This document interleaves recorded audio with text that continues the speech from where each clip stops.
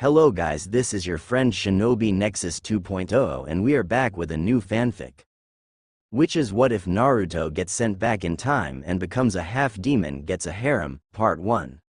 And if you enjoy this fanfic then please press the like button and subscribe to my channel for more fanfic like this. And now let's start the fanfic prologue.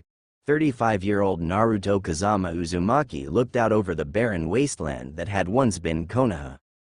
He was all that remained of the once great and powerful village hidden in the leaves. Scattered around his battered form was the bodies of all the Akatsuki members, including Piin, their sub-leader, and Madara Uchiha, their true leader and puppet master. He had finally beaten them all, but at a heavy price. All his friends, everyone he had ever cared for, were now dead. His long black trench coat with crimson and orange flames flapped in the winds along with his thickly braided ponytail. He wore black cargo pants with many pockets to hold his spare weapons and storage scrolls, his feet covered with black combat boots and torso covered with a black mesh netting muscle shirt that showed off his hard-toned muscles and the numerous scars he had obtained from both abuse as a child and wounds from battles. The truly sad part of it all was that they were dead because Naruto had been exiled from Konoha 15 years ago by the corrupt members of the council. Why?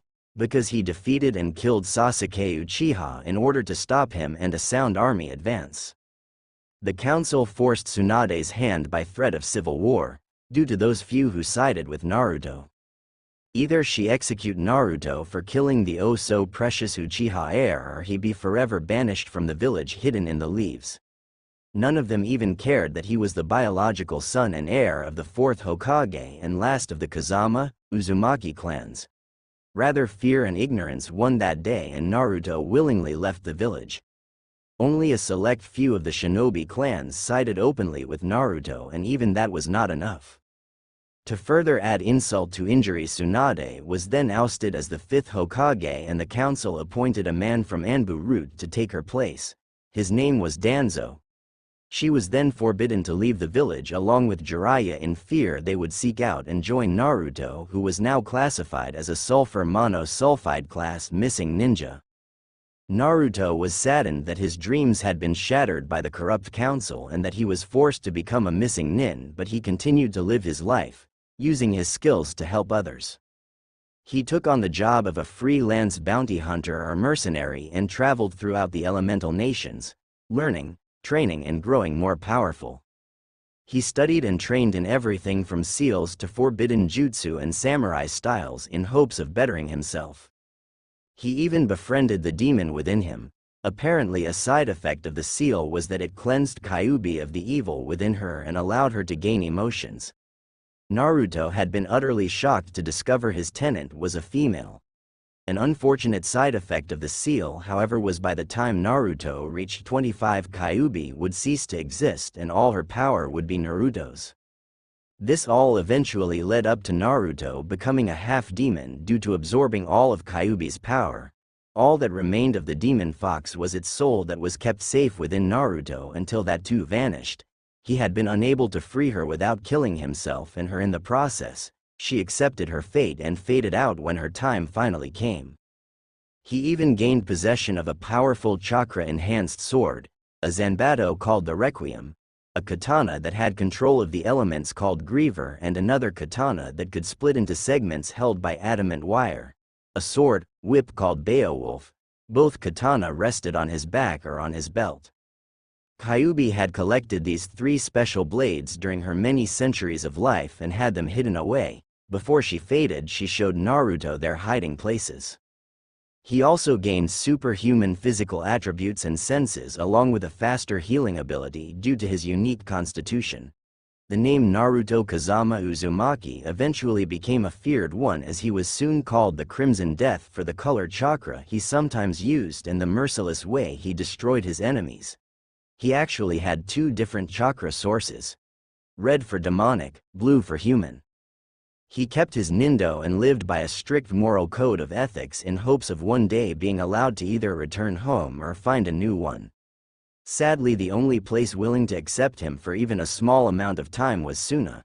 And that lasted only until Gaara was killed by Akatsuki members who extracted Shukaku from him.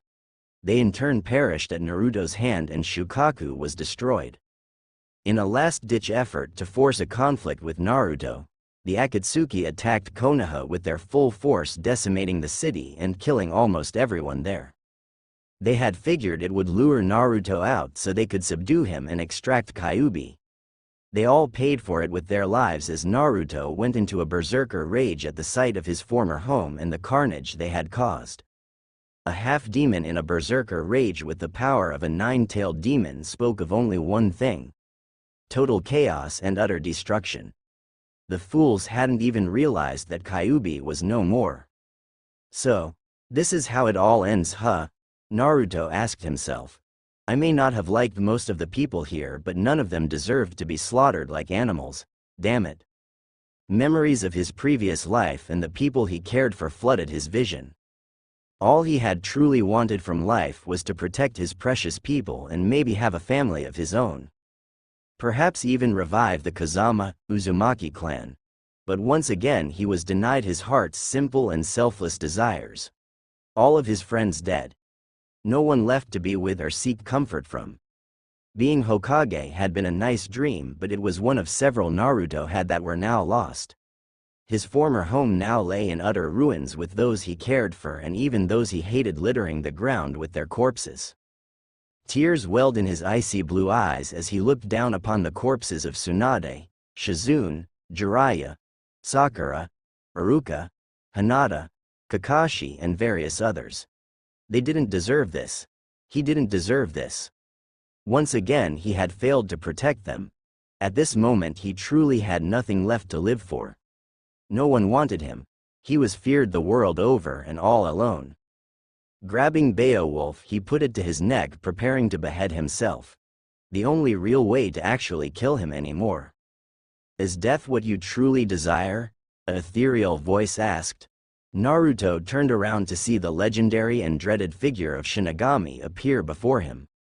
His head looking like a fanged human skull surrounded by black fire, his skeletal body covered in black robes with silver trim and gold runes. Hovering next to him was a long battle scythe, its handle obsidian with veins of gold and silver running through it. The butt held a wicked-looking spike that could impale anything without fail. The blade was crimson with purple flame-like designs on it, and a glowing green crystal sat on top. It was a beautiful masterwork of a weapon. Why wouldn't I? What else do I have left to live for? Naruto asked, not fearing the death god in the slightest. Truly? What if I told you there was a way to stop this from ever happening? That you could have a second chance at life and correct all that once went wrong? Shinigami asked. Naruto arched an eyebrow. I'd ask what the catch is, he said dryly. Shinigami smirked. He liked this boy. He was sharp with the tongue, quick with the wit, and showed no fear. The catch is that you become my avatar, or rather a living Shinigami yourself. You will be given some of my own power added to your own and the knowledge that goes with it. The price is simple. I want you to send me the souls of the Akatsuki and Orochimaru, as well as any other evil soul you should cross.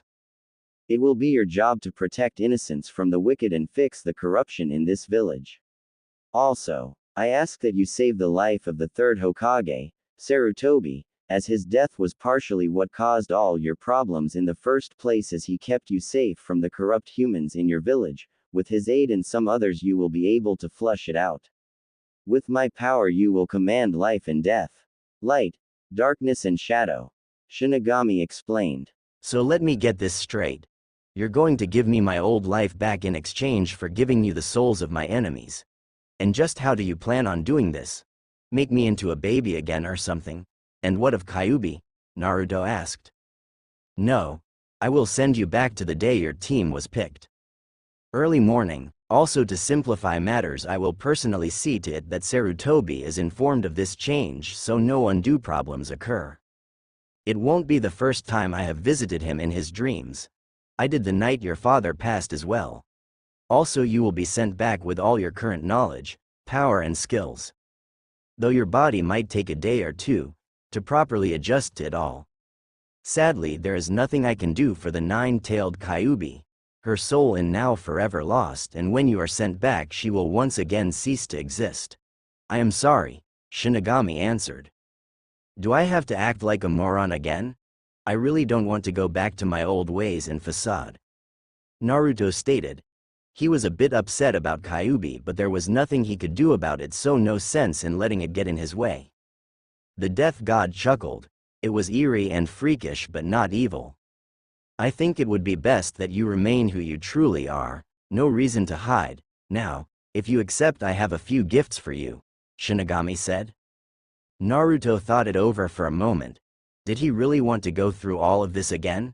Well, Jiraiya always did say that he never knew when quit, so. I accept, this time things will turn out differently, Naruto said confidently. Excellent. Your first gift will be a special seal on your right arm like the one on your left that contains your sword Requiem. This scythe next to me will be your Reaper weapon. It is called the Soul Edge. It will be sealed into your right arm. Like Requiem, it is slightly sentient and will only obey your commands. Soul Edge, though, can cause wounds to demons that cannot be healed easily. Adding to your current powers and near limitless chakra will be power over life and death, as well as the sacred light, dark and shadow elements, and a Reaper form. I will place the knowledge in your mind so that you may work on creating jutsus for them, though I will also grant the knowledge of several useful techniques, and you already seem to know a few special light and dark-based jutsu. You will still retain your half-demon look though. The fangs, slit pupils and claws stay. You are lucky that you didn't gain tails and fox ears after absorbing Kyuubi's power, though I suspect she had something to do with that. Now, claim this scythe and I will send you back, Shinigami said as he began doing complicated hand seals. Naruto grabbed the Soul Edge and watched it flare with black fire before fusing into him and creating seal tattoos similar to the one for his sword. For Requiem, a black Chinese dragon spiraled down his arm, its head resting on the back of his hand.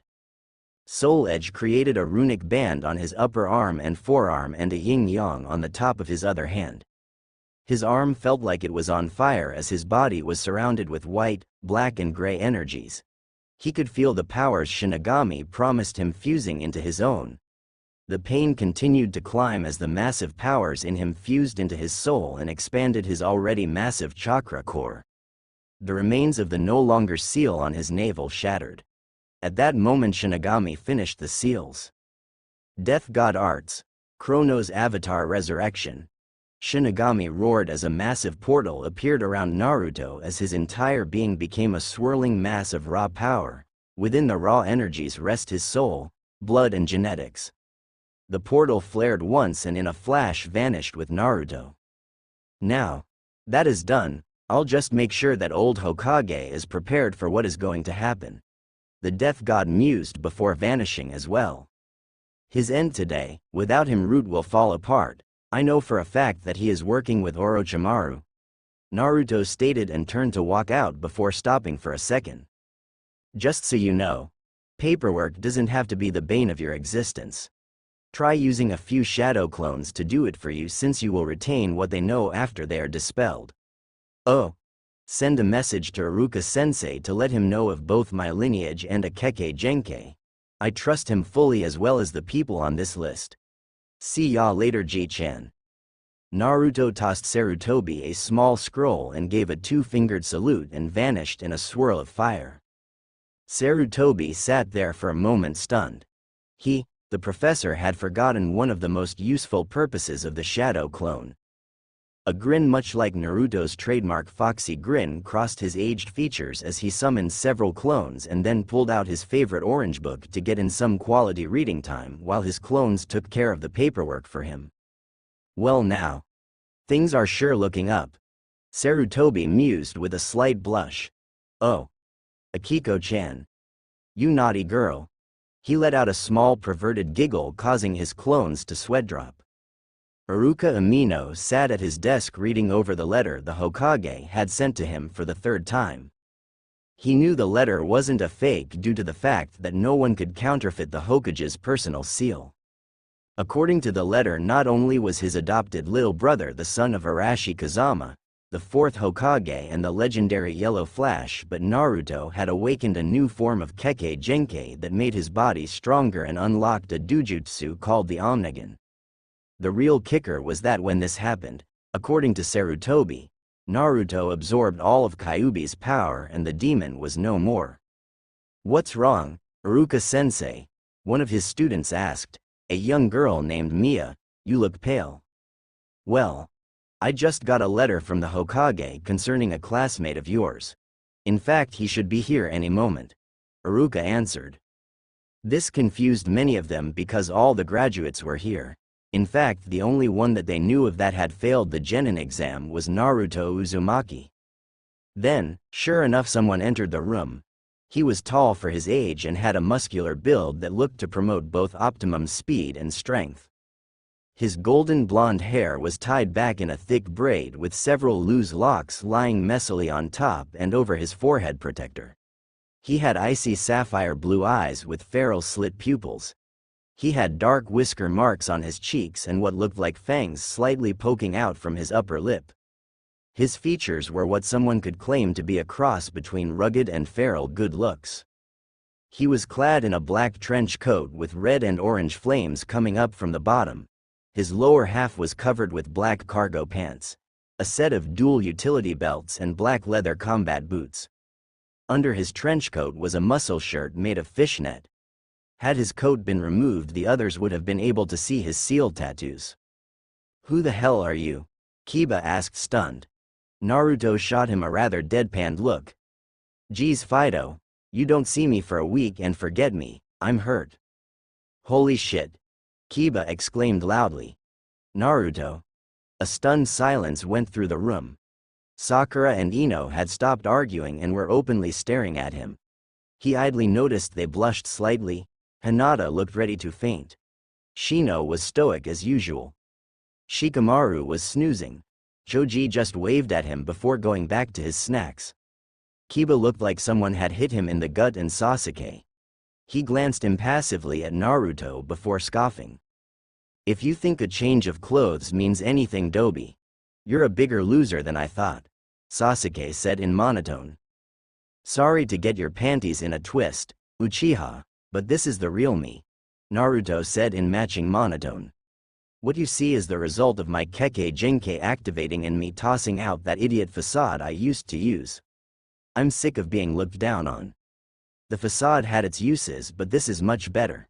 Now, Iruka-sensei, I believe you have an announcement to make," Naruto said, and then took a seat next to Hinata. She blushed and he gave her a kind smile while Iruka began telling the rest of the class some of the contents of the letter the Hokage had sent. All of them were stunned that Naruto was the last heir of the Kazama and Uzumaki clans and as such the son of the hero Arashi Kazama. Sasuke looked pissed off when Iruka informed them of some of Naruto's power and abilities as well as his Omnigen. When asked to activate his eyes, Naruto complied. The result was a bit freaky looking. Like the Byakugan, veins bulged at the sides of Naruto's face near his eyes. However, his eyes did the oddest thing of all. They turned entirely jet black, making it look like he had empty eye sockets before cycling through various other colors. There was no pupil, no retina and no whites. Just eyes of solid flashing colors that would stop on a certain color if he was using a certain type of vision. Sasuke Uchiha silently seethed and brooded. How in the hell did a Dobi like Naruto gain a Kekkei Genkai? How did he unlock his powers so easily? It wasn't fair. He, Sasuke Uchiha, last heir of the Uchiha clan, an elite and an avenger, needed that power. He thirsted for it. And while the Uchiha was sure the Dobi's skills and powers weren't a match for his own, it still bothered him that the loser was gaining power so quickly. He couldn't let a dead last pass him up. When his Sharingan activated, it would put the Dobi's Omnigen to shame. Then he would prove his superiority to all. Sakura and Ino were gobsmacked. The Dobi they had treated so badly over the years was actually the son of the legendary Yellow Flash and had a Kekkei Genkai that could possibly make him even stronger than any other ninja in their generation. Maybe even older generations as well. To find out that his annoying personality and stupidity was an act was like a slap to the face to both girls. They had horribly misjudged the boy, and while their loyalties were still with the Uchiha heir, both thought it would be a good idea to at least apologize for being so mean to him in the past and perhaps try to make friends. Hinata was in awe of Naruto. Not only was he sitting next to her, but he was smiling kindly and even making friendly conversation. It also seemed that everyone else was finally seeing him as she saw him. She could feel his power radiating off him even though he had muted it. His power was so potent that it still put off a Chunin level of power. Just as Iruka was about to start naming off team assignments, two Rudanbu appeared in the room. Their attention pointed directly at Naruto, who returned their gaze impassively. Shit. Looks like things have already changed. The main events should remain the same, but from the information Shinigami-sama placed into my mind, I'm betting there will be various little changes that I'm going to have to get used to. Oh well. I do enjoy a challenge, Naruto thought. Naruto Uzumaki. You are to come with us. Danzo-sama wishes to speak with you. Lefty, the one on the left, said tonelessly. HNN. So he managed to hear some of what the old man and I talked about earlier, huh? Naruto mused. I refuse, Naruto replied in a bored tone. I'm afraid you have no choice, demon brat. We will take you by force, Righty snarled. Naruto let out a rather dark chuckle. Is that so? Hate to break it to ya, but Kyuubi don't live here no more. Iruka nearly fainted on the spot. What the hell was going on? The rest of the students in class gawked at Naruto.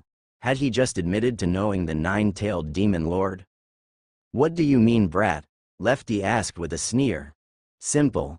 The Kyuubi, which my father sealed into me just before he died due to the fact he couldn't kill it, is no longer in me.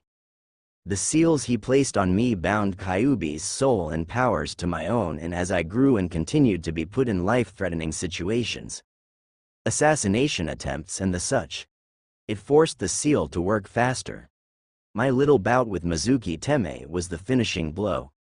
Kyuubi's soul faded from existence and I gained all of its powers and abilities, hence giving me a new Kekkei Genkei. Naruto explained as if it were common knowledge. I know your pathetic little one-armed master wants to turn me into his own personal little weapon. Laughable, really. My loyalties are to the Hokage and anyone I deem fit. I will not be controlled, and anyone who tries.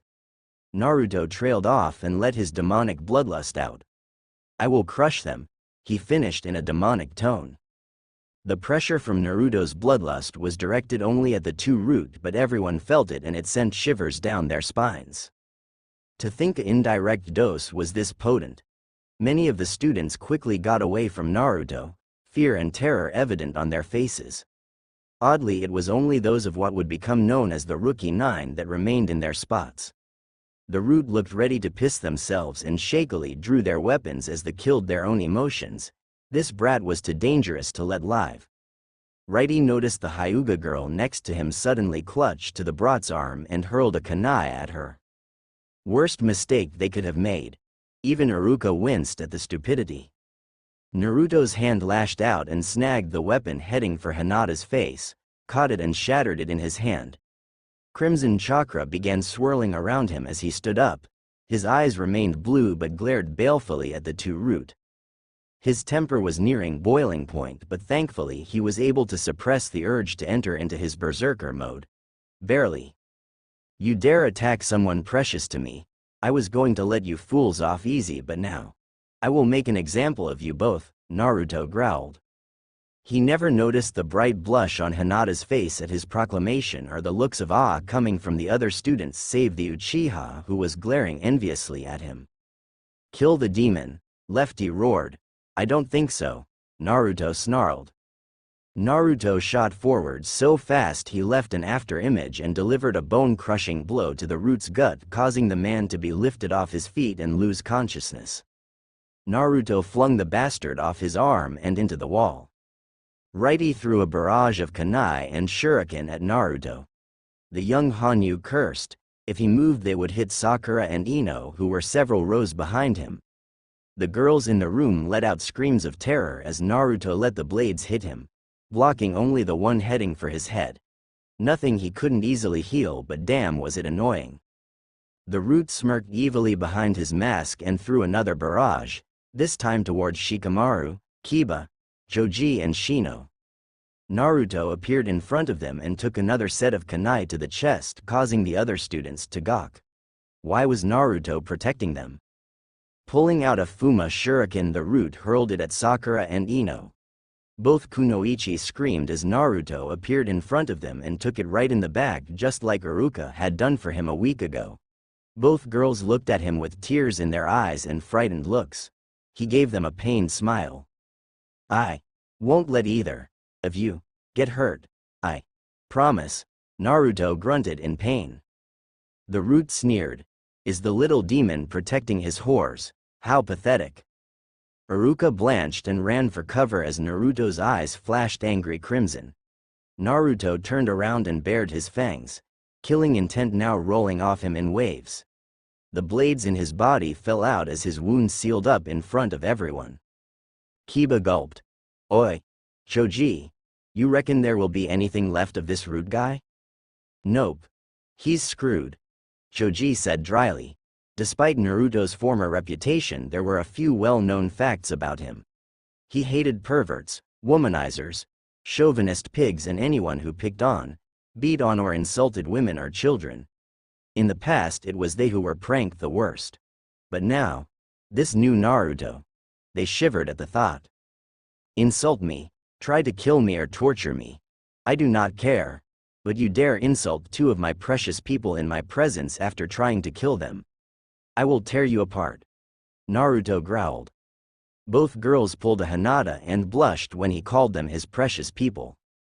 In one movement, Naruto flung an odd-shaped tri-pronged kunai at the Root and formed a ball of swirling dark blue chakra in his hand. Iruka's eyes widened in shock. The two deadliest moves of Arashi Kazama and Naruto had mastered them. Uzumaki style, Hiraishin Rasengan combo. Naruto snapped and vanished in a golden-yellow flash of light only to appear behind the Root. 2 seconds later, a massive hole appeared in the Root's chest and the wall behind him as the energies Naruto used finally caught up with real time. The Root let out a gurgling noise and fell over dead. The crimson chakra surrounding Naruto faded back into him as he powered down, his back still turned to the others.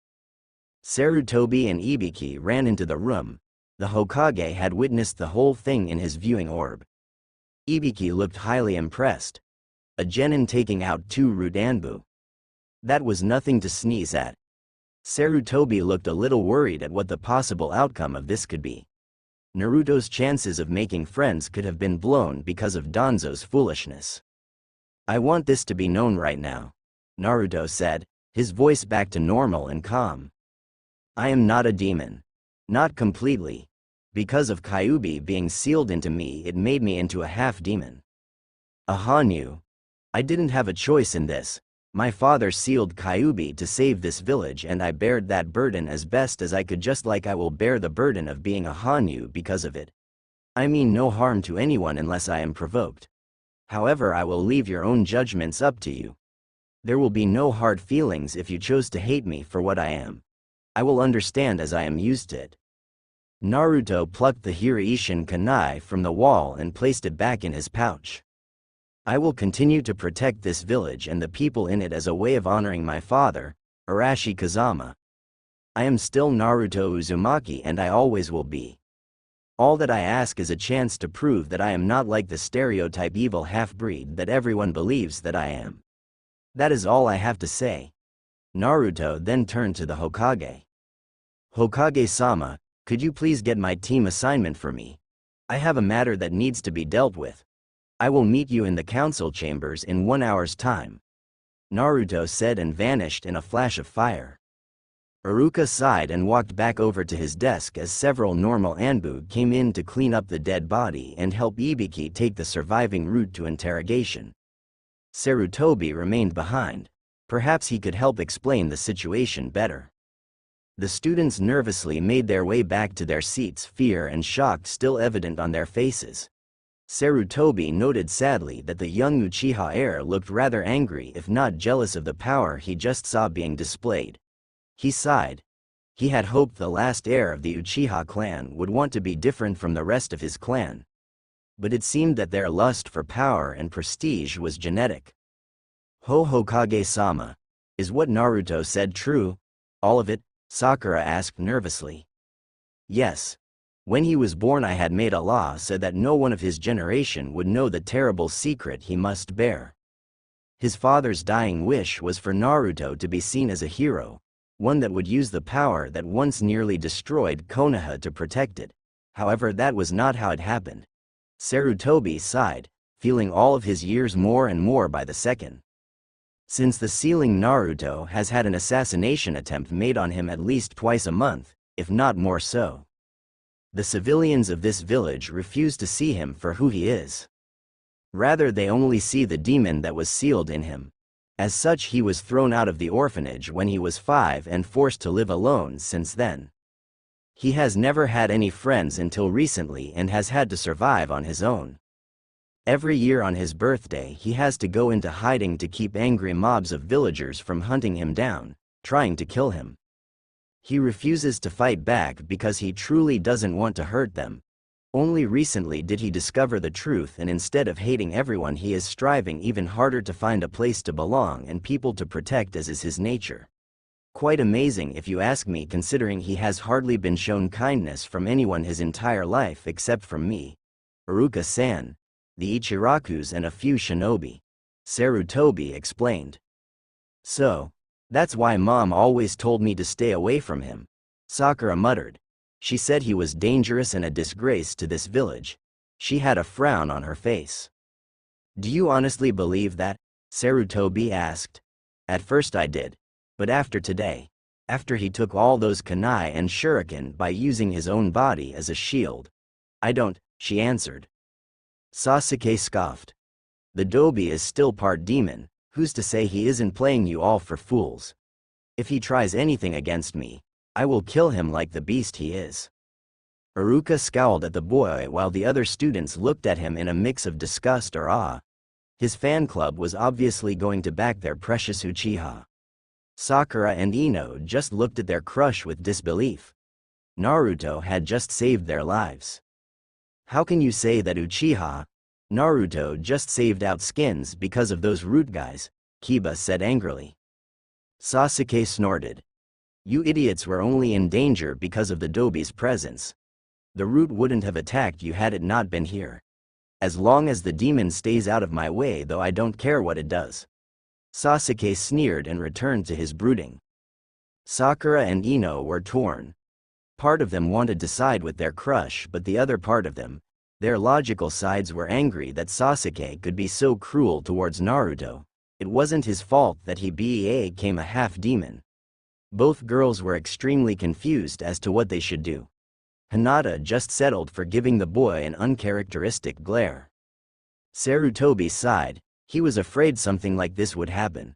Before any more of you get worked up, it should also be known that Naruto, being a Hanyu, is going to be considered his Kekkei Genkei, since some of his powers and abilities and the Omnigan will be passed on if he ever has children.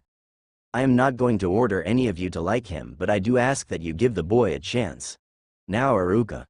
Let's hear the team assignments. Iruka nodded and started naming them off. Eventually he got to Team 7. Team 7. Naruto Uzumaki, Sakura Haruno and Sasuke Uchiha. Your Junin sensei will be Kakashi Hatake. Iruka said with a slight frown. Not a good team for Naruto to be on, though he was relieved that Sakura didn't seem to mind. Sasuke just seemed to scowl. Team 8. Kiba Inuzuka, Hinata Hyuga and Shino Aburame. Your Junin sensei will be Kurenai Yuhi. Team 9 is still in rotation from last term, Iruka announced. Team 10. Shikamaru Nara, Ino Yamanaka and Choji Akamichi. Your Junin sensei will be Asuma Sarutobi. Your Junin sensei will be here to pick you up after the lunch hour is over with. Just wait here in this room until they have shown up to get you, and good luck to you all. Iruka said and followed the Hokage out of the room. Sarutobi and Iruka walked into a surprise as they entered the Hokage's office. Danzo was there, beaten to within an inch of his life, bound and gagged. Naruto stood next to him stone-faced and with his clothes in tatters and stained with his blood. The wounds had obviously healed, but it looked as if the boy had taken a good load of shit before managing to get Danzo. How did the others take what happened? Naruto asked in monotone. Sarutobi sighed once again. It seems as if some of them will not judge you harshly. Several students showed their support. The one you need to watch out for is Sasuke Uchiha. He now refuses to regard you as a human. Sadly, you are on his team as well along with Haruno-san. Naruto nodded. I figured as much. Now is there anything you want to know from the one-armed freak before I send him to Shinigami-sama? Naruto asked. Did he have any files in his office? Sarutobi asked thoughtfully. Yes, I put them on your desk. I also discovered that the bastard was working for Orochimaru as an informant on the snake bastard's promise to let him have control of Konoha after he destroys it. I hadn't expected it to be so soon. Naruto answered, glaring at Danzo's trembling and beaten form.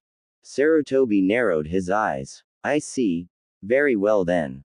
That is all I need to know, other than the amount of root left. None. They attacked me and I eliminated them. The only surviving member is with Ibiki right now. The so-called root Anbu of Konoha has fallen, Naruto stated. Iruka looked stunned. But how did you take on that many Anbu and live? The roots are supposed to be the toughest there is aside from Black Ops. Have G-san explain it to you. I trust you with my secrets. As for this traitor, Naruto hoisted him in the air. I've got to finish what I started with him. Then get back to the academy. Later. Naruto and Danzo vanished in a flash of lightning and a crack of thunder. Iruka blinked. Interesting form of teleportation jutsu. He muttered. Indeed. Now then, Iruka-san, shall we discuss our young friend?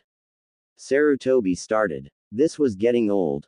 So far he had to explain to Kakashi, Anko, Ibiki and several of the clan heads, so much for the meeting later.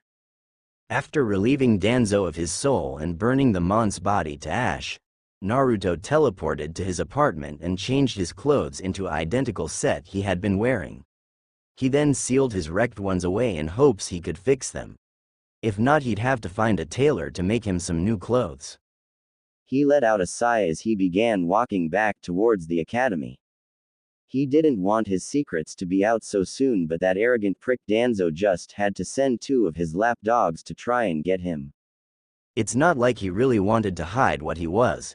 He just would have preferred that he could have told everyone in his own time on his own terms. Now he was going to be stuck on a team with Sasuke, who hated him in the future due to Kyuubi and now here in the past as well. Sakura, he wasn't too sure about. She had accepted him in the future.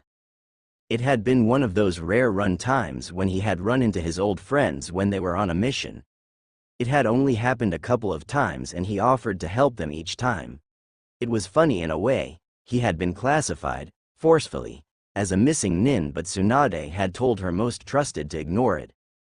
Naruto always did have a few allies in Konoha, mainly some of the main shinobi clans, his friends, a few shinobi, the Ichirakus, Tsunade and Jiraiya. But this time he didn't know if it was going to happen that way. His secret had been let out far too soon and the timeline as he knew it was altered. By how much he wasn't sure. As it was, things could either get worse for him than in the previous timeline or they could become better. If things got worse though, he would only remain in Konoha long enough to ensure the deaths of Orochimaru, Kabuto, Sasuke if he tried anything, and the Akatsuki. After that he would retire his status and leave. Perhaps in time. A few centuries down the line he would be able to find a place to belong. Maybe he could even start his own hidden village. The thoughts left a sour taste in his mouth. He had always loved Konoha, despite what the ignorant ones had done to him. It was his home. Letting out another sigh, he decided not to dwell on it. What would happen? Would happen. Naruto entered the classroom to see that the other students were just coming back in from lunch. He quietly took a seat in the back, closed his eyes and began to meditate. The last thing he needed at the moment was hateful glares. It wasn't to be so easy though, as he felt the presence of several people gather around him. He sighed once more. "Did you want something? Or have you come to kill the demon?" he asked in monotone. "No. We just wanted to thank you for protecting us, ya know," Kiba said. Naruto opened his eyes to see the rookie 9 surrounding him, all except Sasuke, but that was expected. Naruto looked at Kiba for a moment and saw he was sincere. He then glanced at the others. Shino gave him a nod of acceptance. Choji had his usual kind smile. Shikamaru gave him a half smile. Hinata blushed and twiddled her fingers in a cute manner. Ino and Sakura were a surprise. Even more so was the slightly sad looks they had on their faces and a pleading look in their eyes. Almost as if they were asking for some sort of acceptance. "You don't have to thank me. To be honest, I should probably be apologizing to you all since you were only put in danger because of my presence.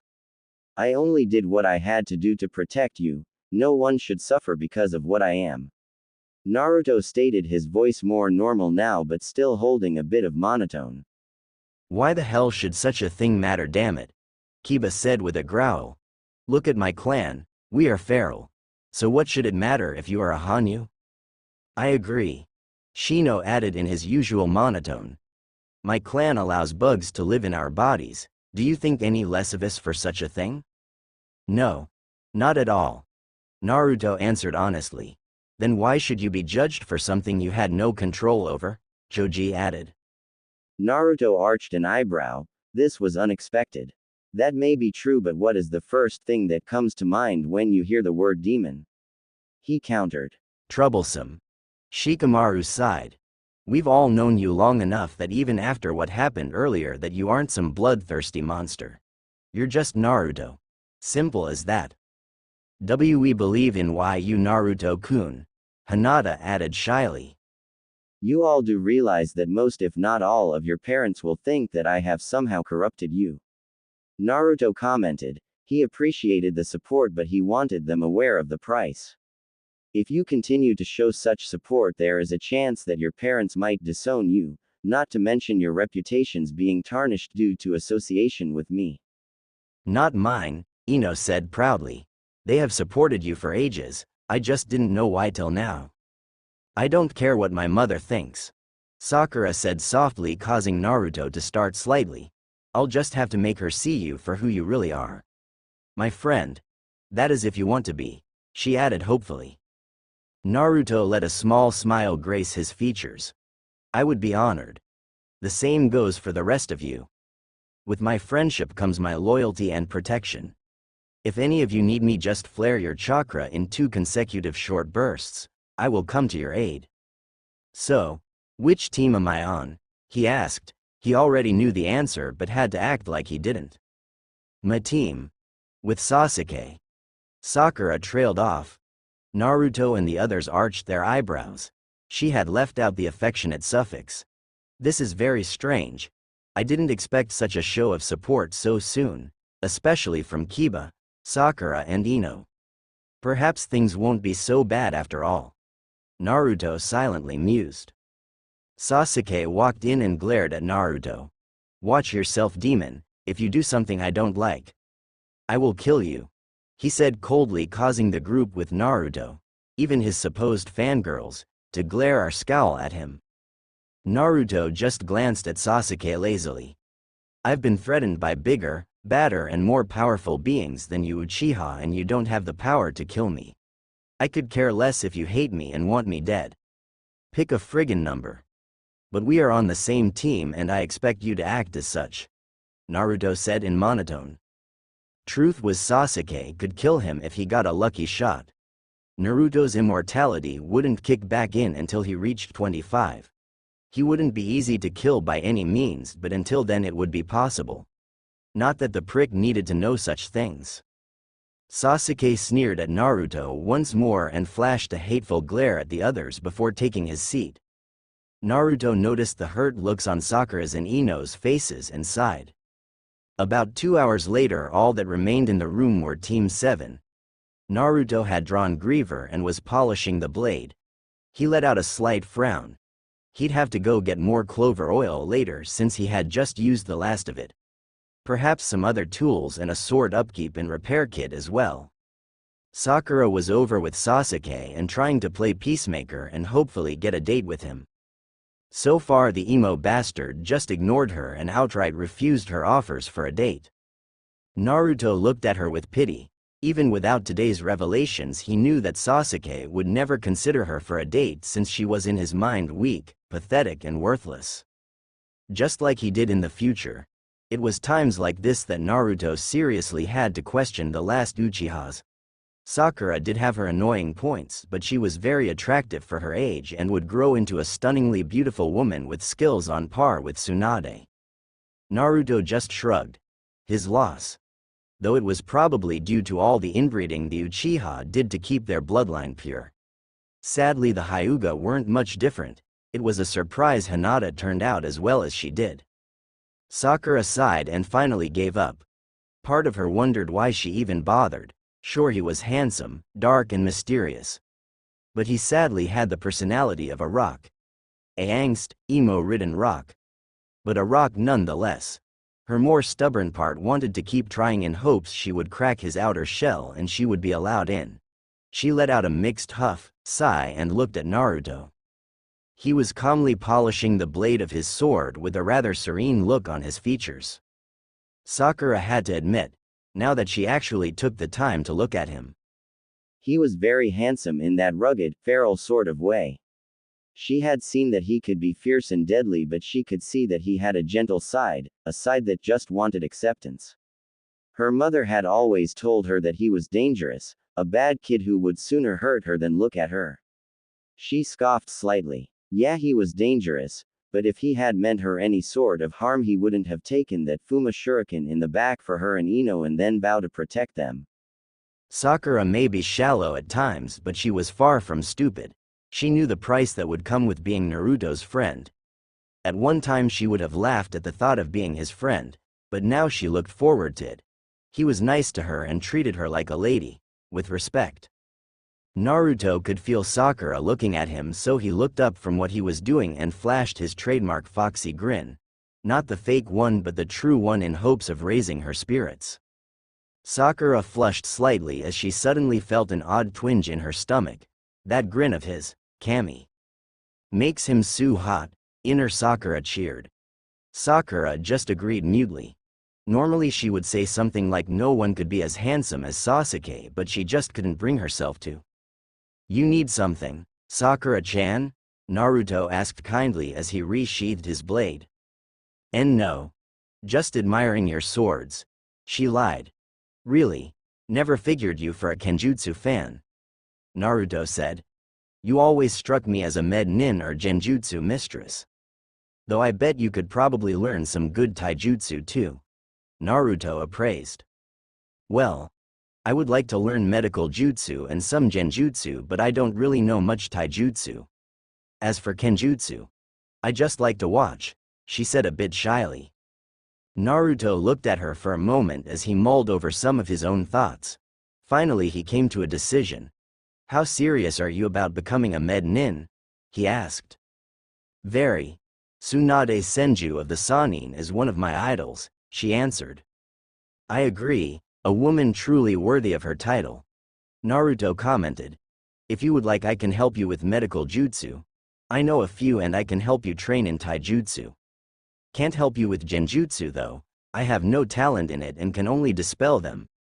I'll also help you increase your stamina, chakra reserves, control, strength and speed if you like. Why you do that for me? Sakura asked, shocked at the boy's kindness. Naruto gave her a warm smile. Sure, you're my friend and my teammate. You want to learn so you can achieve your dreams. Besides, I'm sure with enough training you could be just as good if not better than Tsunade. All you have to do is believe in yourself. Sasuke let out a snort of disgust but otherwise remained quiet. Thankfully Sakura hadn't heard him, as she was happily thinking of the things she could learn from Naruto. She was very happy that he would call her his friend, even after the way she used to treat him. She silently vowed to be a good friend to him and never to let him down. At that moment a man in standard Junin wear, silver hair that defied gravity and a face mask on walked into the room. "Team 7? He asked lazily and the three nodded. My first impression. This should be interesting. Meet me on the roof in 5 minutes. With that he vanished in a swirl of leaves. Kakashi nearly jumped out of his skin when Naruto and Sakura suddenly appeared next to him in a swirl of burning leaves. Sakura had an odd expression on her face and sit down. Naruto chuckled. "I made a few new types of teleport jutsu. Depending on your element I will teach you the normal one and a special one," he said, and the pink-haired girl smiled. "I see. So Hokage-sama wasn't just pulling my leg. To think that this Naruto is really from the future and trying to stop a horrible event from happening. Sigh. I will do my best to help him. It's the least I can do for the son of my former sensei," Kakashi thought. "Nice trick with the Shunshin Jutsu, Naruto," Kakashi said with his usual eye smile. Naruto gave him a half smile. He knew full well that the old man would have explained things to Kakashi since the man was on his trusted list. "It's really easy. All you have to do is perform your usual teleport and then add your element chakra to it instead of the usual, which for this village is either leaves or smoke. If you have more than one element type you can combine them too. Though it takes more control to do it." Sasuke stormed onto the roof and pushed Naruto aside, grumbling about demon show-offs. Kakashi glared at the boy. Naruto yawned and Sakura just shook her head. "Alrighty then. Why don't we start things off by introducing ourselves to get to know each other better? I'll go first," Kakashi stated. "My name is Kakashi Hatake. My likes are reading. Dislikes. Hobbies. I will keep those to myself. My dreams for the future. Don't really have any at the time." Naruto snickered while Sakura sweat dropped. The Lord of Brood just remained silent. "Okay then, you're up next, Pinky," Kakashi said. Sakura shot him a slight glare. "My name is Sakura Haruno. My likes are reading, cooking and sushi. My dislikes are mean people, perverts and bullies. My hobbies are reading, learning new things and testing out new recipes. My dream is to become a great med nin," she stated. She glanced slightly at Naruto, who smiled and nodded his approval. She blushed slightly and smiled back. "Much better than last time. It seems Sakura-chan is seeing emo boy for who he really is," Naruto thought, glad to see his friend having a more level head this time around. "I'm impressed. I had heard that she was one of the Uchiha's most loyal fangirls. But now it seems that her interests are switching to Naruto. Funny thing is he seems oblivious and she doesn't realize it yet. She also seems quite level-headed, and from what I've learned from her files, medical jutsu and genjutsu would be perfect for her," Kakashi thought. "Your next, duck." Kakashi pointed to Sasuke, who scowled. Naruto had to hide his snicker behind a sudden cough. Even Sakura looked to be holding back a giggle. Until now she hadn't noticed, but his hairstyle did resemble the rear end of a duck. "I am Sasuke Uchiha. I have no likes and many dislikes. My hobbies are training and learning new jutsu. I have no dream, rather an ambition. To restore my clan and to kill a certain man and..." Sasuke trailed off with a sneer as he glanced at Naruto for a moment. "Well, aren't I special? Not surprised though. Oh well," Naruto mused dryly. Sakura frowned. The more she was around Sasuke this day, the more she realized he wasn't who she thought he was. Just wonderful. An Avenger with questionable mental stability who obviously wants to kill one of his own teammates. I will do my best to change that. I owe it to Obito's memory. But if he tries anything suspicious, I'll stop him myself." Kakashi shook his head in disappointment.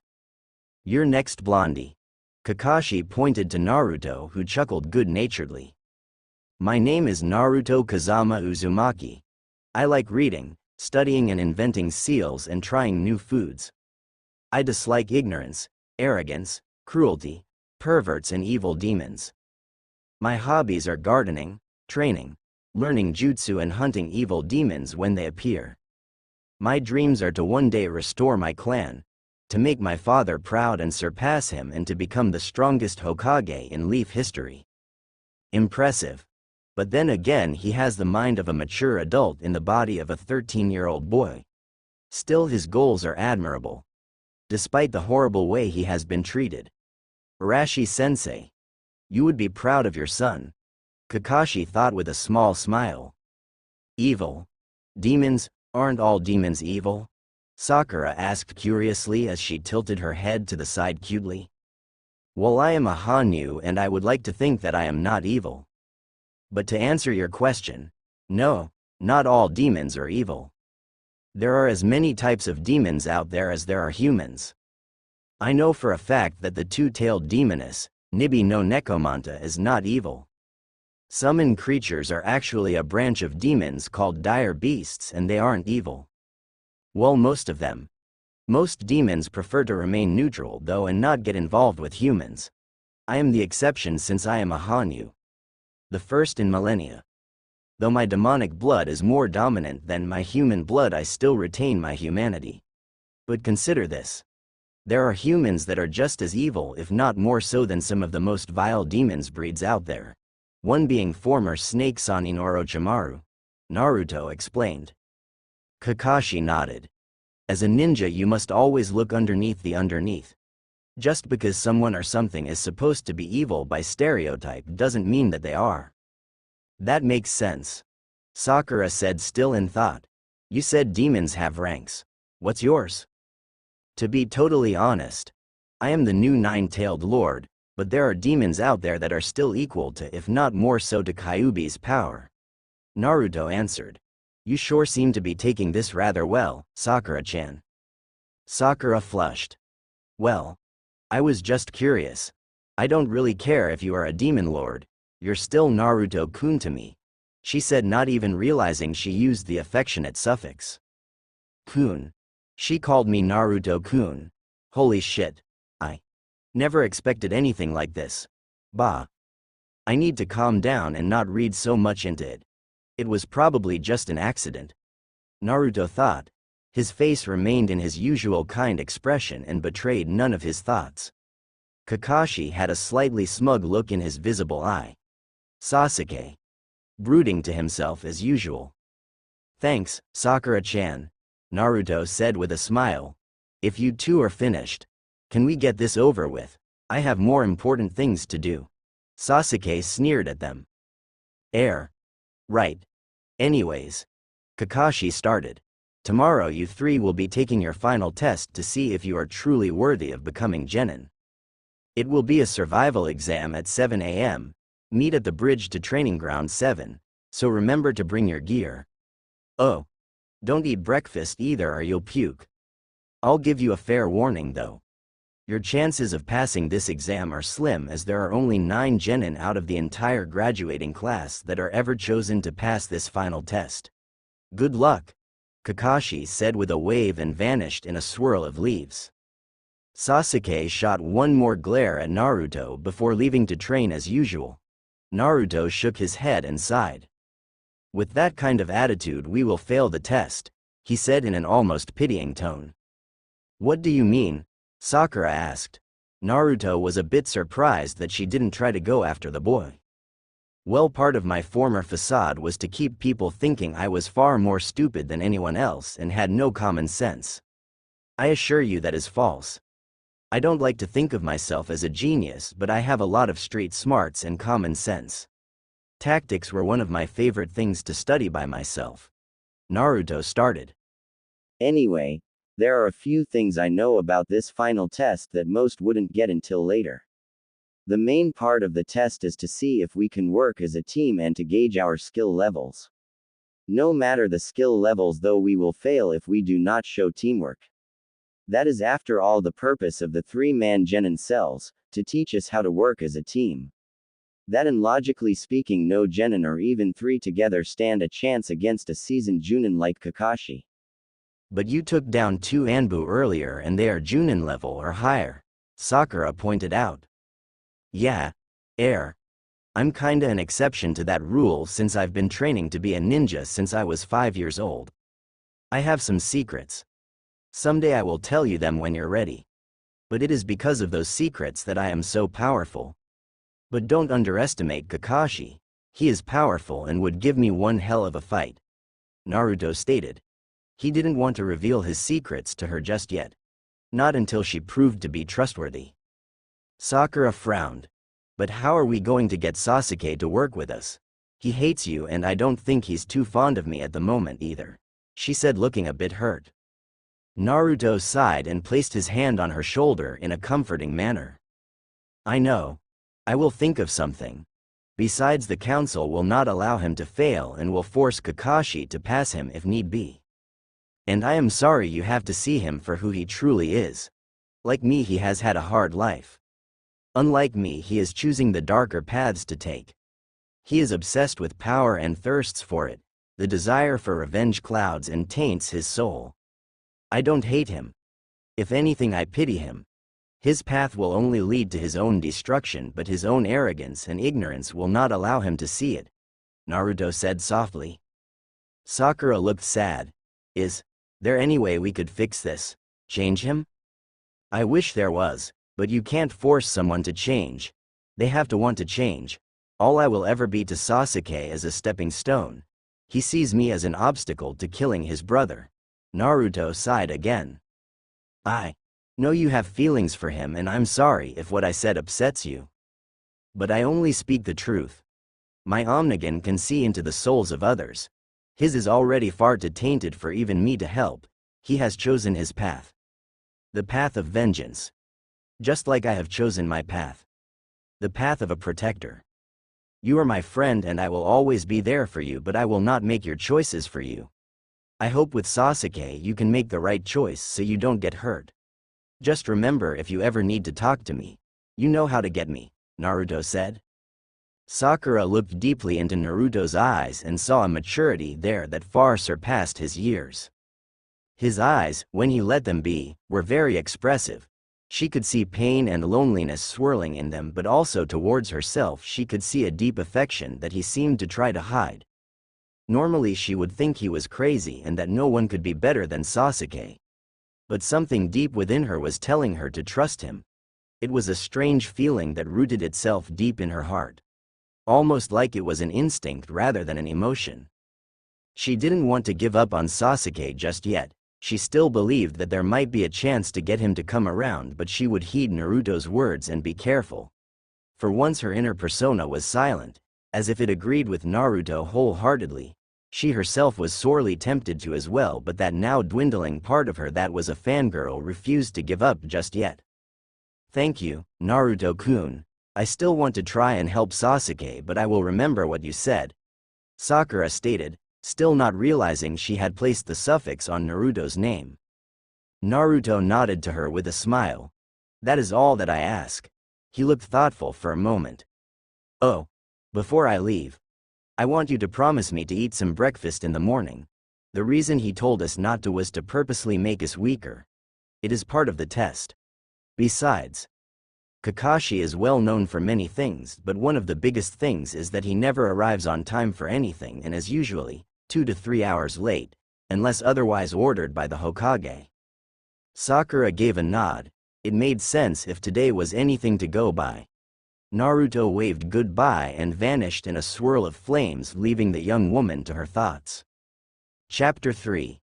Changing Council. Akira Sarutobi, along with his son Asuma, Kurenai Yuhi, Kakashi Hatake, Guy Maeda and Enko Mitarashi stood in the Hokage's office. The 3 new Junin sensei were there to give their report on their new teams. Guy and Enko were waiting for Ibiki to come so they and the rest could start an important council meeting that would change Konoha forever. It had been 4 hours since the team meetings finished with Kakashi's. Well, how did your team fare, Asuma? Sarutobi asked. Pretty well, Pops.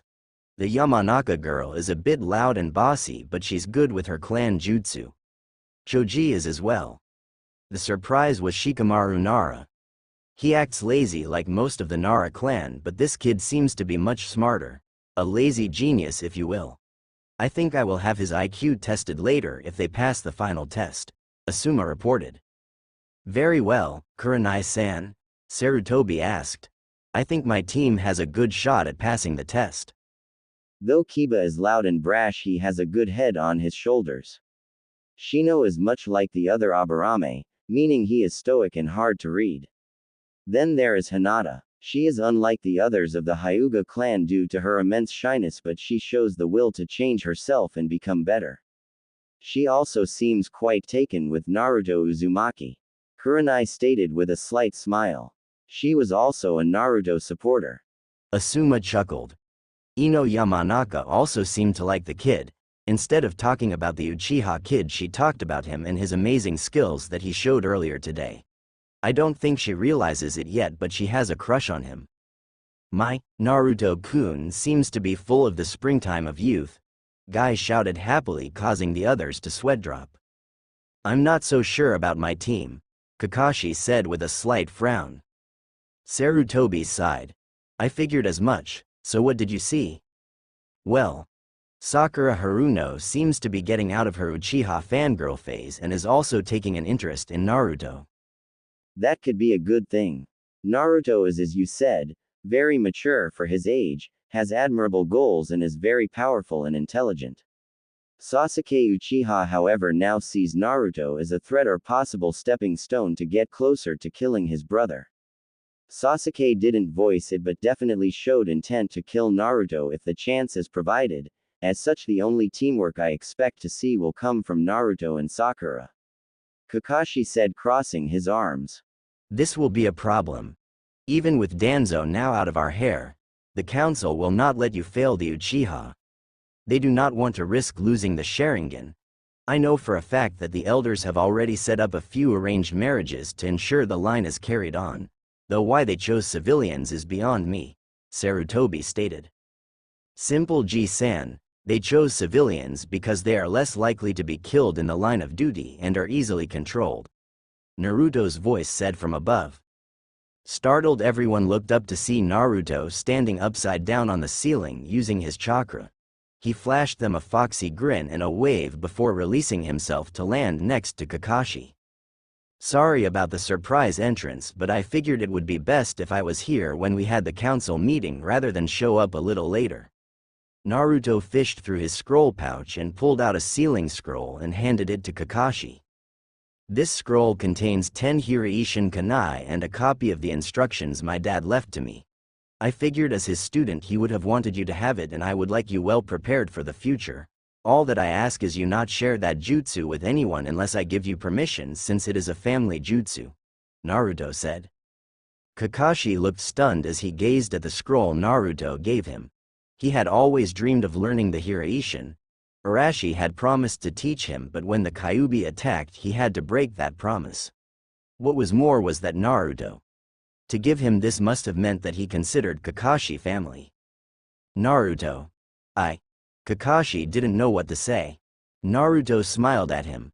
In my father's will he had said he wanted to teach you the Hiraishin, but because of the Kyuubi attack he wasn't able to. You were like a son to him. And in a sense that would make you kinda like my older brother, and I trust you, so I decided to let you have the Hiraishin to add to your arsenal. To both honor my father's wishes and as an act of goodwill. Kakashi just nodded dumbly and carefully put away the scroll. Sarutobi looked bemused at the two. Why an act of goodwill, my boy? He asked. Because even though I am a Hanyu, I want to prove that despite the stereotype of how all things even slightly demonic were evil, that was just a load of crap. I know some will never view me as a person, but as a demon, I don't really care anymore. So long as the important people in my life know that I am just Naruto, that is fine with me. The others, if I can't earn their respect, then that is the way it will have to be. It will not change my goals or my dreams, Naruto answered. At that moment each of the other ninja in the room felt a deep sense of respect for Naruto. Though only a few of them didn't know the whole story, they wouldn't have cared.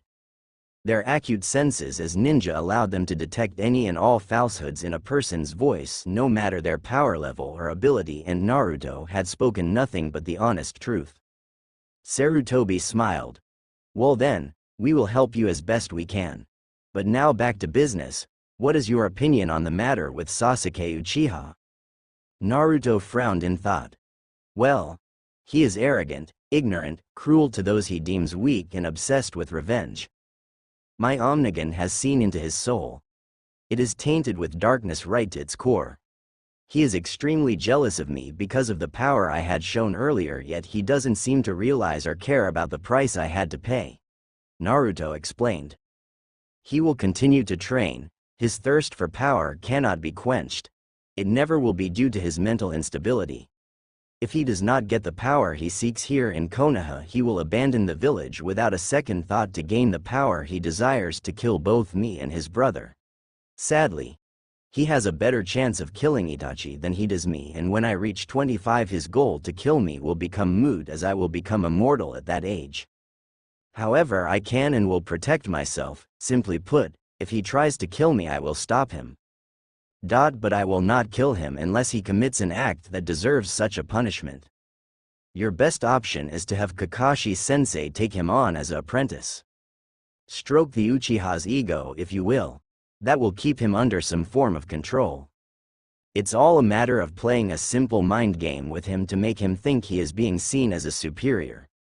Just teach him some decent jutsu and give him some good training, and who knows? In time he may get it through his thick skull that revenge isn't the answer. Just don't teach him something like the Chidori or Reikiri. That would be a fatal error, since I am sure he would use it to try to kill me or someone close to me to get at me. Damn, that is quite perceptive for a 13-year-old, Asuma stated.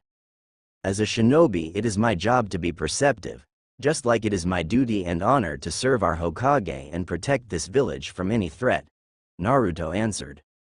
Still, foresight like that usually comes much later in life and after much training, hardships and lessons, Guy said in an uncharacteristic serious tone. Sarutobi winced.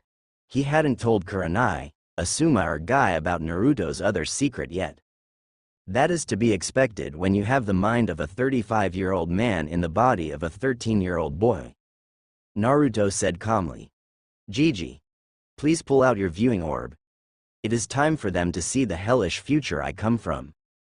Sarutobi nodded as the other Junin gawked wide-eyed. Ibiki had just walked in as he made that statement and frowned.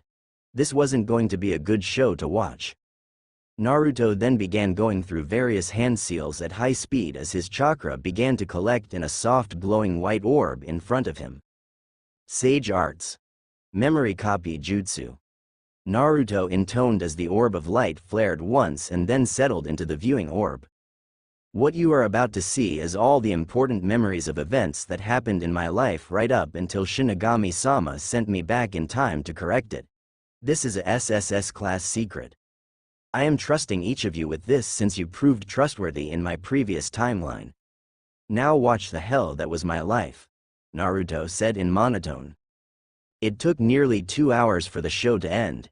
It had touched on the horrible abuses Naruto had seen as a child, to the crap he took when he joined Team 7, which Naruto noticed a look of shame cross Kakashi's eye. They saw all of his achievements and how he never got a shred of thanks for his work or sacrifices.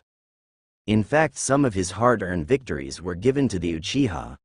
They saw the Sand War, Sarutobi's death, Orochimaru's treachery. The list went on and on. It got even worse when they saw Naruto get exiled by Danzo and a corrupt council and be marked as a missing nin. They saw his life as a mercenary, how he would still help other Leaf Nin when he could, his battles with Sasuke, Orochimaru and the Akatsuki, and finally, the downfall of Konoha and his deal with Shinigami. The reactions varied. Sarutobi had seen this already but still showed great anger. Kakashi looked both shamed and enraged. Guy and Asuma seemed to share his reaction. Ibiki had a grim look of understanding on his face, having seen horrible things himself. Kurenai looked ready to burst into tears and Anko looked ready to kill the council. Naruto sighed. And there you have it. I came back to stop what you saw from happening. Danzo is already gone and I destroyed his root organization. When Orochimaru attacks I will reap his soul and send it to Shinigami-sama, and then I will start with the Akatsuki. Kurenai looked at the boy sadly. But why? Why would you help a bunch of ungrateful fools? Why protect those who caused your suffering? She asked. Because that is who I am. I was chosen. Be it by my father, fate, destiny, or a mix of the three, to be a sacrifice. I fight that to show that I am more than a sacrifice or a scapegoat. I protect the ignorant villagers because I can in a way understand their pain, since I am in a manner of speaking a living reminder of their loss and the horrors of that night 13 years ago.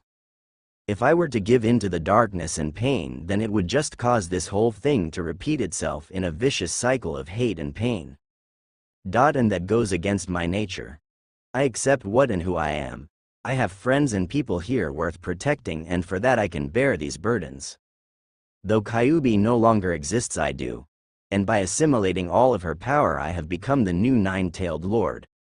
But I made the decision to return to the past, protect those I once could not, fix what once went wrong, and watch over this village. It is not only the wish of my father but mine as well. This is my home, that is all there is to it, Naruto stated. Anko shook her head, amazed by the boy's ability to forgive and his will to fight and protect others. You are too damn noble for your own good, you know that, right? She asked. Naruto grinned. Yup. Iruka-sensei always did say that I never knew when to quit. I got a second chance, and in effect so did all of you, and I'll be damned if I waste it. A few chuckles filled the room as the others agreed. Anyway, we went off subject. We will handle Sasuke like so. When he is with us, Kakashi, I want you to show some favoritism towards him. Stroke his ego and all that. Meaning I want you to take him to another training ground for a while during our trainings, since he will be labeled your apprentice. I will see to it that Sakura is trained, and I don't want Sasuke to see some of the techniques I have. I created them, and there are few I will share with outside of this room, Naruto stated. I will be helping Sakura train mainly in stamina, speed, strength, control, and increasing her reserves at first. Then I will check for her elemental affinity and train her in that, some medical jutsu, and a few of my special jutsu, which is basically advanced chakra manipulation. Asuma looked interested. Advanced chakra manipulation? Yeah. I have learned how to manipulate my chakra to the point I can get it to solidify into weapons like kunai and shuriken.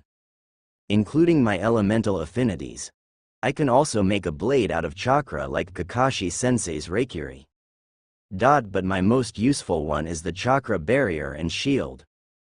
The shield is for self-protection by making your chakra solidify and create a large shield in front of you that you can manipulate to either guard your front or back.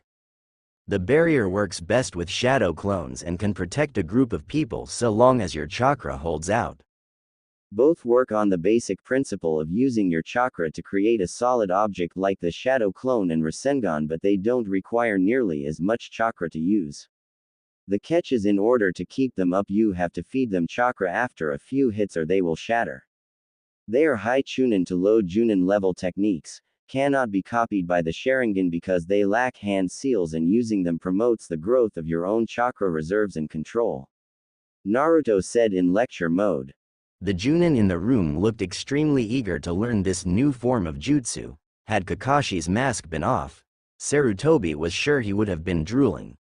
Even Guy, who preferred the use of taijutsu, saw the merits of having such a powerful jutsu. Your father would be proud, my boy. He too was always looking to create new and useful jutsu. How soon do you think you could have scrolls ready for this interesting new technique of yours? The Hokage asked. By tomorrow. I have 20 shadow clones at home, writing them down on scrolls for those who prove trustworthy. In time, when I will most likely publish a handbook on some of them, like the chakra weapon jutsu. I do ask that certain ones like the shield and barrier jutsu be kept to yourselves unless I say otherwise, since they are well beyond genin level unless said genin are highly trained, Naruto stated. I'll have a clone bring them here to Ji-san's office, he added as an afterthought. So then, Kakashi, do you agree to Naruto's plan? Sarutobi asked. Yes.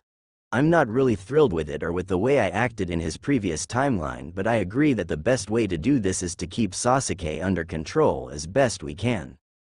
The elderly Hokage nodded and then turned to Naruto.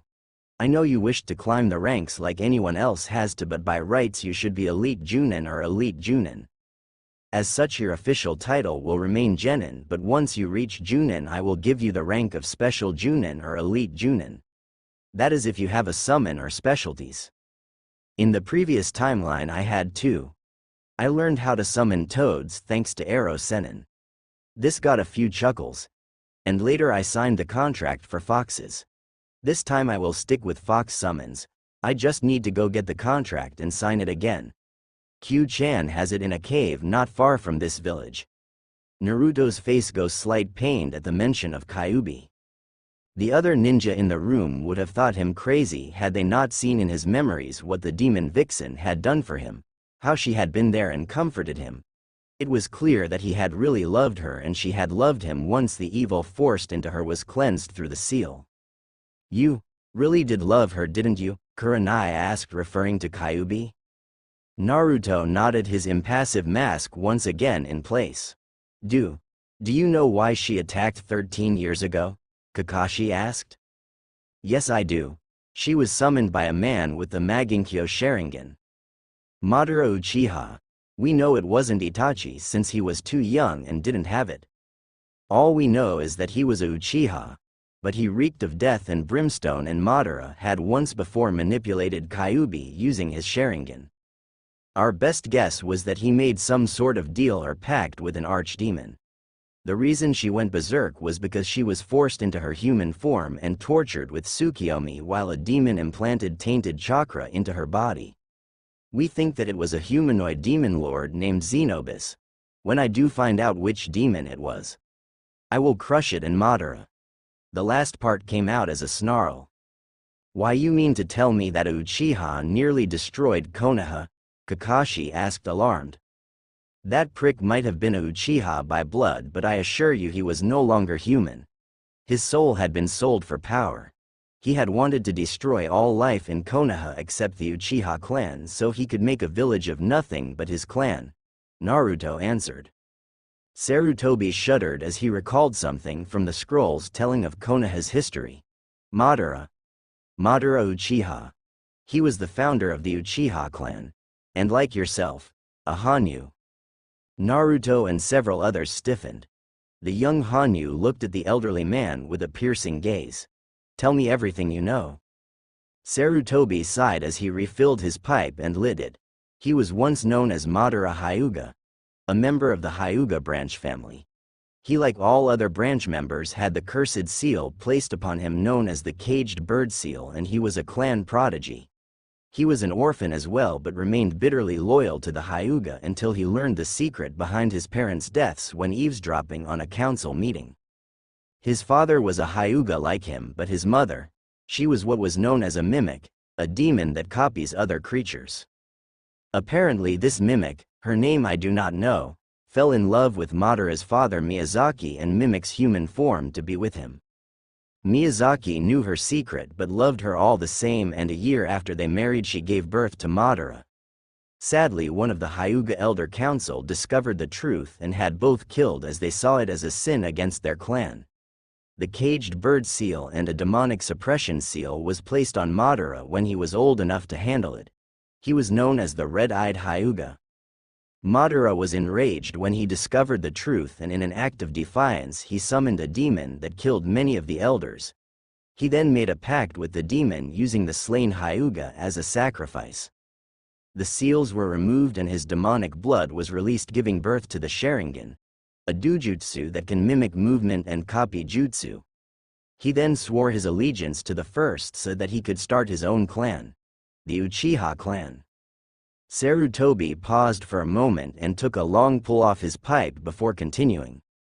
Madara in time grew arrogant and lusted for power as his clan grew. He stayed in Konoha for several generations and plotted to make Konoha into an all-Uchiha village until the first Hokage caught on and exiled him for treason. Madara left and vowed revenge. The rest of his clan was left alone because they seemed loyal to the Hokage and remained so clear up until Itachi went on a rampage. The many years of inbreeding within their clan had warped their minds.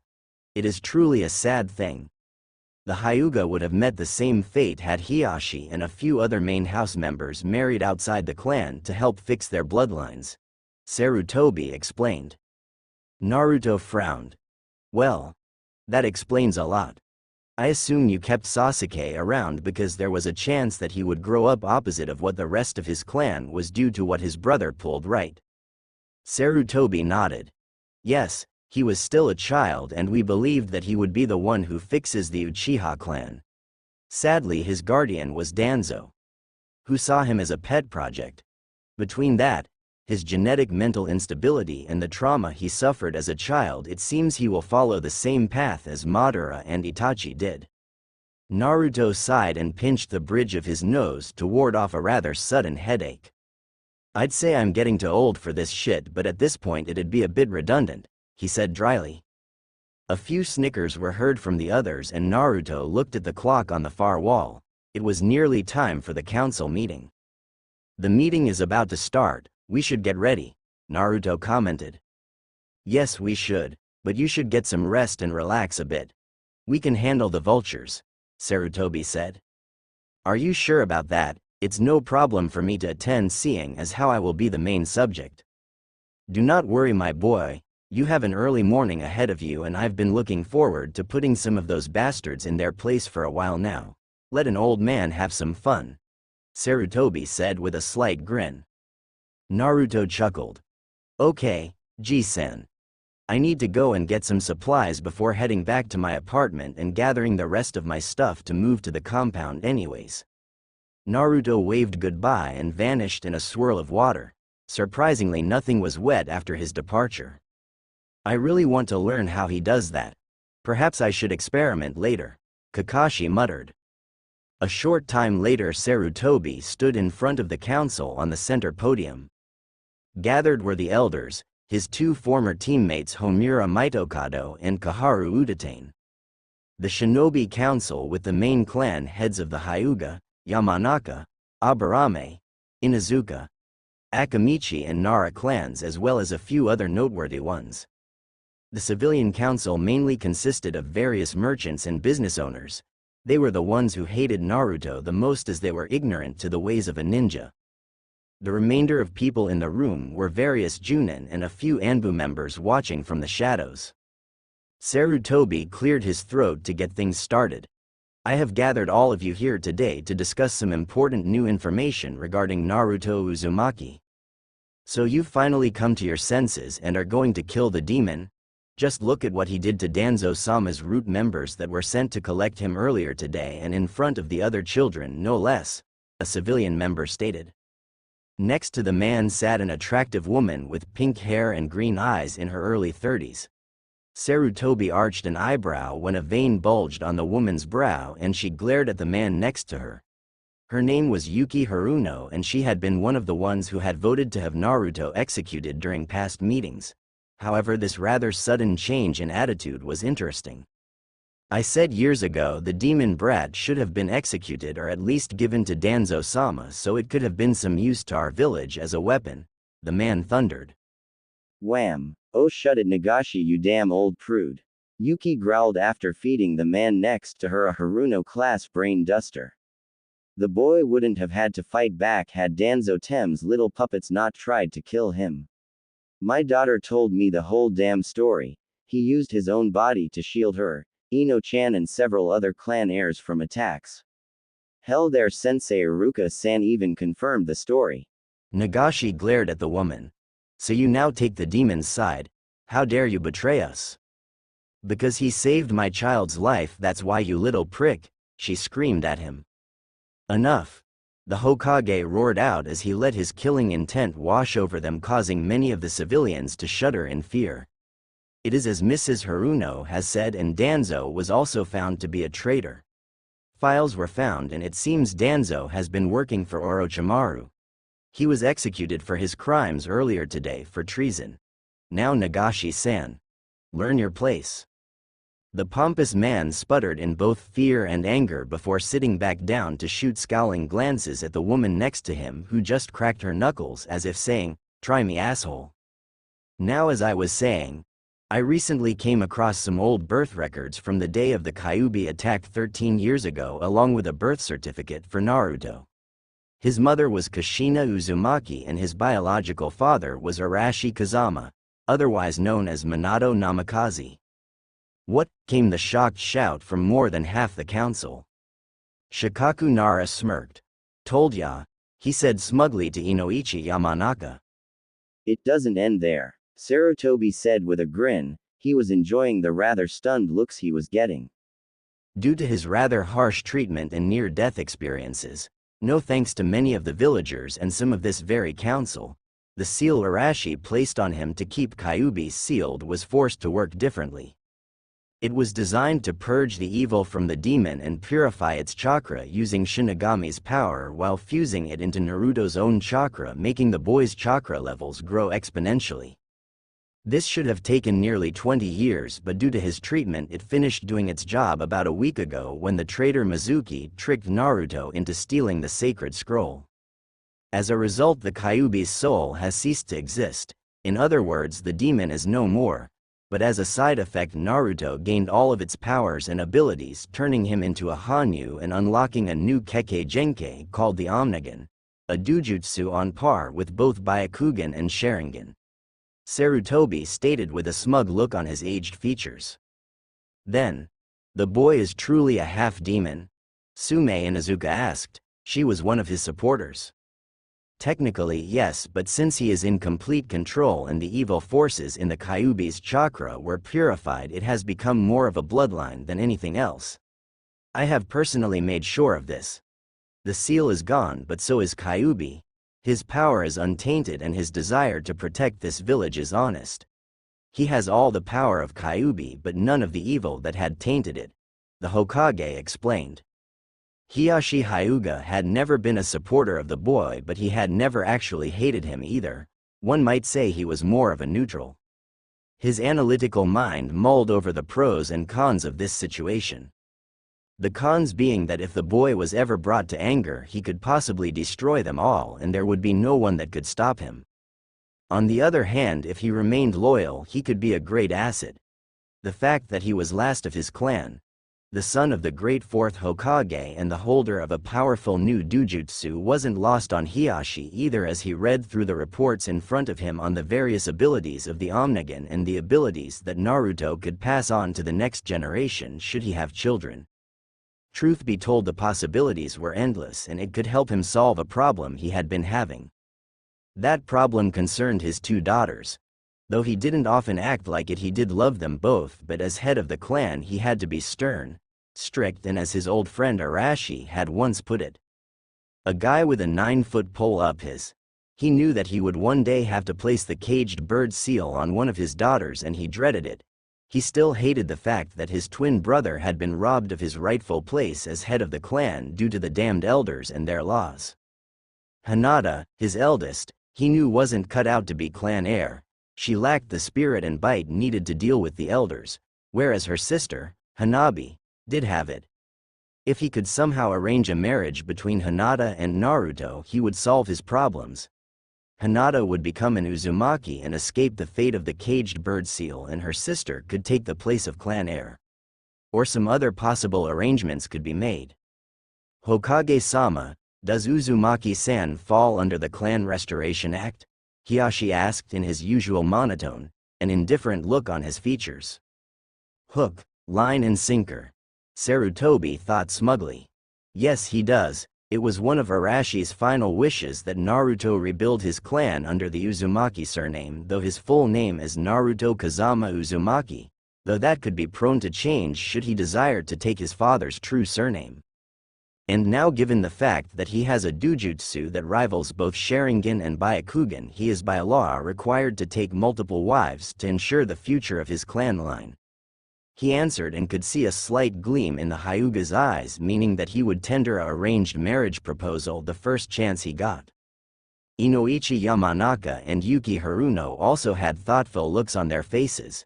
It wasn't the fact that Naruto was now considered an elite or that he was rich, which he was thanks to his inheritance, but both their daughters seemed to be warming up to the boy and he had saved them. That was proof enough for both of them that he wasn't some evil demon incarnate. A marriage with Naruto would bring honor to both their clans. There were still some civilian council members who had looks on their faces like they had bitten into a sour piece of fruit.